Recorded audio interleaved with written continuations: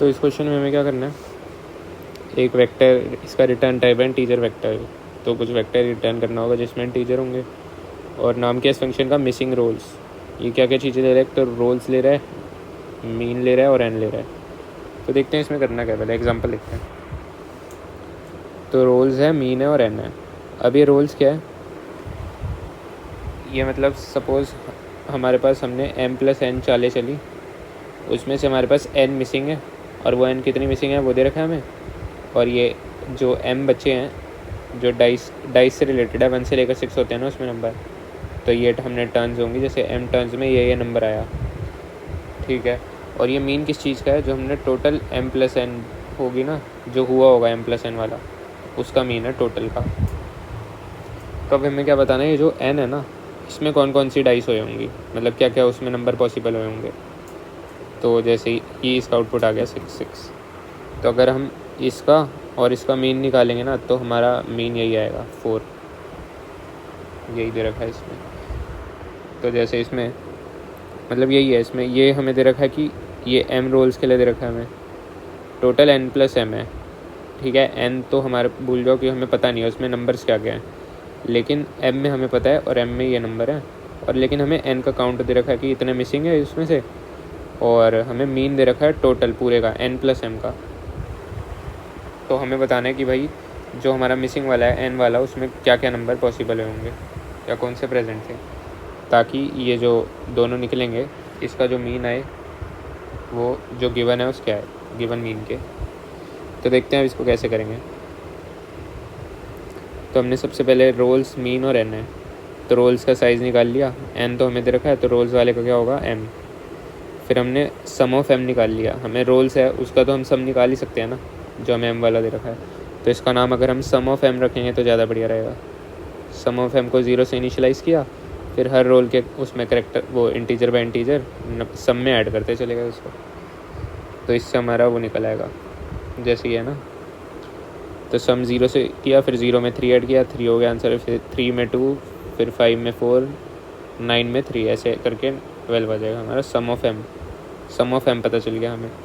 एक बार हमें सम of m पता चल गया ना, तो अब हमें n निकालना है ना, तो सबसे पहले हम n का भी सम निकाल लेते हैं। सम ऑफ n कैसे निकालेंगे, तो वो हम ऐसे निकाल सकते हैं, जैसे मीन क्या है टोटल, जिसमें सम ऑफ m आना चाहिए, sum of m + sum of n, तो मिलके बन जाएगा पूरा m + m। और टोटल कितने हैं उसमें नीचे, sum of all observation divided by total number of observation, यही होता है ना मीन। तब हमारे पास क्या है, मीन है, m + n की भी वैल्यू है, और सम ऑफ m हमने यहाँ से निकाल लिया। हमें निकालना बचा सम ऑफ n, तो वो हमने निकाल लिया।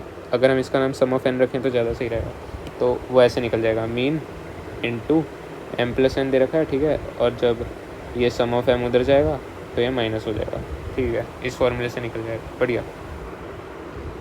फिर हम क्या चेक करेंगे कि ये जो सम ऑफ n निकल के आया है, ये अगर n से छोटा है, अब n क्या है यहाँ पे, जितने भी हमारे मिसिंग थे, सपोज़ हमारे 3 मिसिंग थे, 0 1 2, या 1 से स्टार्ट करता हूँ, 1 2 3, 3 चीज़ें मिसिंग थी। अब जो हमारा सम निकल गया है वो 2 आया, तो वो हमें इसमें डिस्ट्रीब्यूट करना पड़ेगा, है ना। तो तीनों में कैसे करेंगे, अगर मिनिमम करेंगे तो एक तो खाली रह जाएगा, तो ये पॉसिबल नहीं है। और सपोज़ अगर उससे बड़ा आ गया इस रेंज से, 2 × 3 6 मतलब 7 आ गया सपोज़, नहीं एक सेकेंड, 6 × n मतलब 6 × 3 18 से बड़ा आ गया, क्योंकि अगर 18 आता तो सपोज़ हम 6 कर देते, डिस्ट्रीब्यूट हो जाता। लेकिन अगर 18 से बड़ा 19 आ गया तो एक और नंबर बचेगा ना, तो वो का डालेंगे, क्योंकि जो रेंज है डाइस की वो 1 से 6 ही हो सकती है, 7 तो हम कहीं डाल नहीं सकते। तो बस इसलिए ये एक बेस केस हो गया कि n से छोटा या 6 n से बड़ा है अगर हमारा सम ऑफ n, तो हमें खाली वेक्टर रिटर्न कर देंगे, खाली, ठीक है। नहीं तो हम एक आंसर नाम का वो बनाएंगे वेक्टर, साइज़ क्या होगा जो भी n का दे रखा है, और उसमें अभी इनिशियल वैल्यू फिल कर देंगे, जो भी हमारा सम ऑफ n आया था ना, उसको अभी इक्वल डिवाइड कर देंगे। तो n से डिवाइड करके सारे n उसमें इक्वली डिवाइड कर देंगे। फिर रिमाइंडर निकाल लेंगे, जो बचे रह जाएंगे मॉड्यूलो लेके, फिर उसको बारी बारी ऐड करते जाएंगे हर एक उसमें, +1 +1 +1। तो डिस्ट्रीब्यूट द रिमाइंडर, तो 0 से चलाएंगे लेस देन रिमाइंडर तक, और आंसर ऑफ i ++ करते जाएंगे, लास्ट में रिटर्न कर देंगे आंसर। तो जैसे इसमें हमारे पास ये है, तो हमने सबसे पहले क्या निकालना है, sum of M. Sum of M तो इसको बारी बारी प्लस प्लस करके आई जाएगा 3 + 2 5 + 4 9 + 3 12, ये आ गया।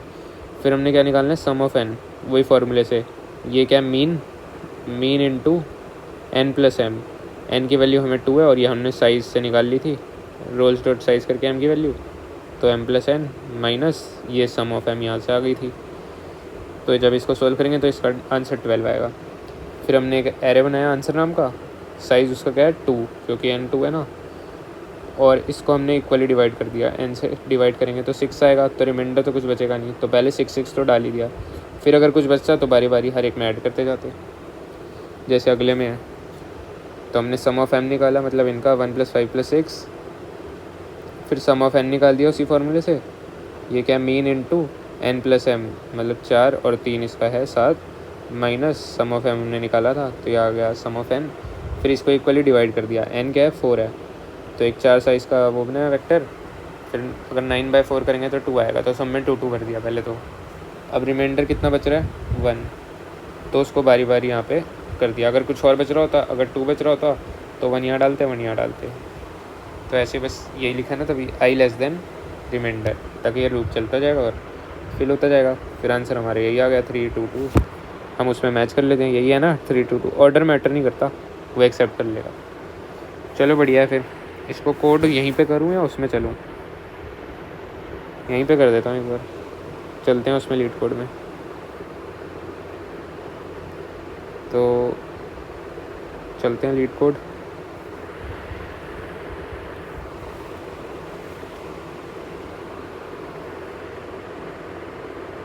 कहाँ है भाई, सबमिशंस, ये वाला था ना, देखता हूँ लिख पाता हूँ कि नहीं।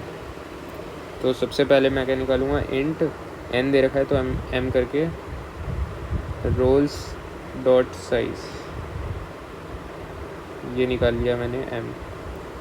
फिर मैं निकाल लूँगा सम ऑफ एम, तो लूप चलाऊँगा for int and M in rolls. M की जगह कुछ और रखता हूँ यार, रोल रख देता हूँ, इन रोल्स।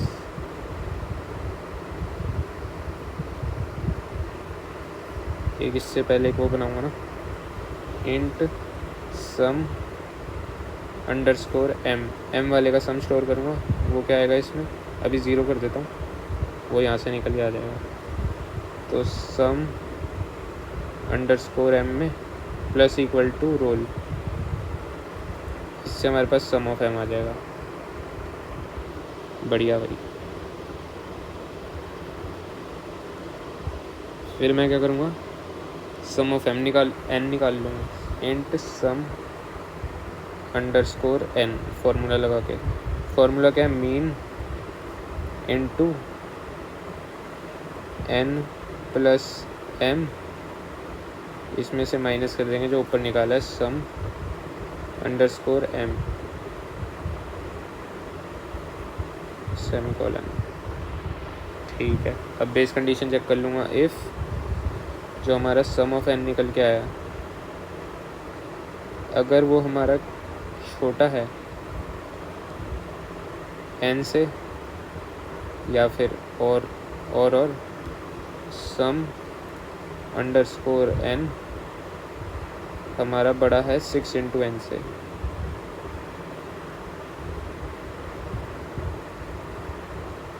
तो हम क्या करेंगे, रिटर्न कर देंगे खाली वेक्टर, कर्ली ब्रैकेट, ये बेस केस लिख दिया। नहीं तो फिर हम एक वो बनाएंगे वेक्टर जिसके अंदर है इंटीजर, नाम रखेंगे इसका आंसर, साइज़ होगा n, और इसमें भी इनिशियली क्या कर देंगे, जो भी सम अंडरस्कोर n आया उसको डिवाइड कर देंगे हम किससे, n से। इसको ब्रैकेट में डाल देता हूँ तो थोड़ा अच्छा लगेगा, यहाँ ब्रैकेट और एक ब्रैकेट यहाँ। बढ़िया। और एक हम रिमेनिंग भी निकाल ही लेंगे। इंट रिमेनिंग जो भी बच गए वो हम मॉड्यूलो करके निकाल लेंगे। Sum underscore N modulo N. फिर एक लूप चला देंगे फिर से for int I equal to 0 I less than remaining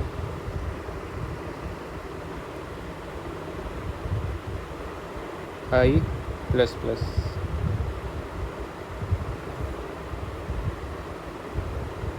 तो जो हमने आंसर वाला बनाया, आंसर ऑफ आई को भी हम प्लस प्लस करते जाएंगे, जो बचे हैं वो बढ़ा देंगे हम, एक एक एलिमेंट इक्वली डिस्ट्रीब्यूट कर देंगे और लास्ट में रिटर्न कर देंगे आंसर को। Return answer. सही लग रहा है, चला के देखते हैं इसको। अच्छा रूल्स एल।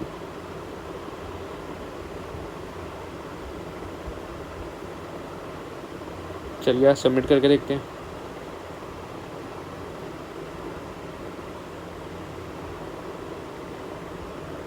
सबमिट भी हो गया, बढ़िया है। चलो ये तो हो गया।